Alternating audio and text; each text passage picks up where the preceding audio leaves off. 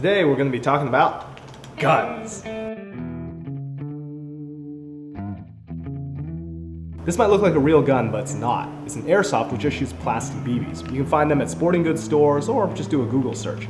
Now, don't be an idiot. Whenever you're going to shoot an action scene with something that looks like a real gun, make sure that everybody around you knows that you're just making a movie and you're not actually using a real gun. And also, don't actually use a real gun as a prop. Don't be an idiot and be safe. Making movies is fun, but it's not worth getting the cops called on you because your neighbors thought that you guys were running around with real weapons. Now, a lot of the action movies on YouTube have muzzle flares that look like this. Couple of problems. One, the flare is too small. Two, there's no environmental interaction, there's no smoke. And three, the recoil looks ridiculous.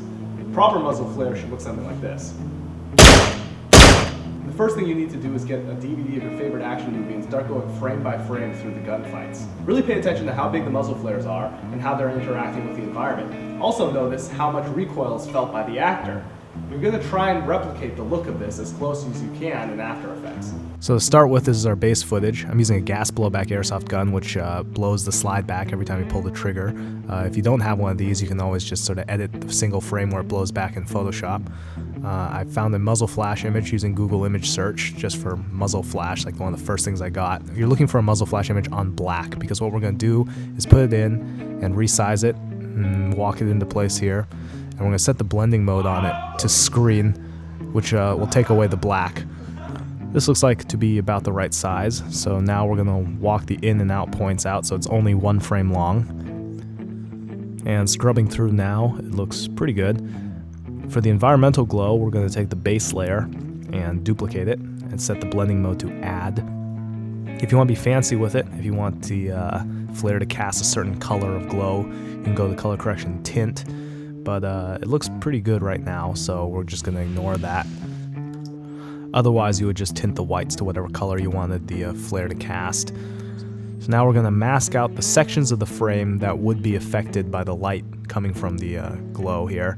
So it would be my face, a little bit of my body and my leg here, and a little bit of my hand as well.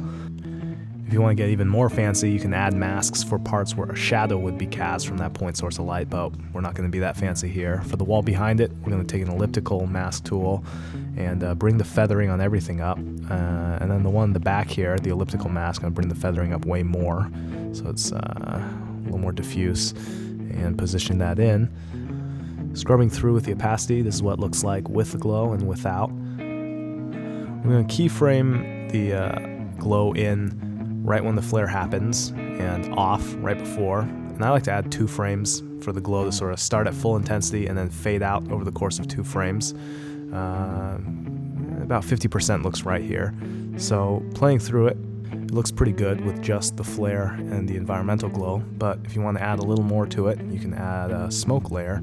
There's basically 2 ways you can get smoke. One is you can buy it from an effects package like the Video Copilot Action Essentials pack, which I'll put a link to in the description box.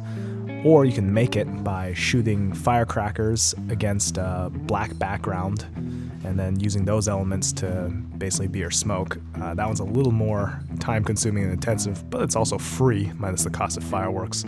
So with the smoke, I just threw it in there, positioned it, and set to screen blending mode, and it looks pretty good with it. So this is what the final effect looks like.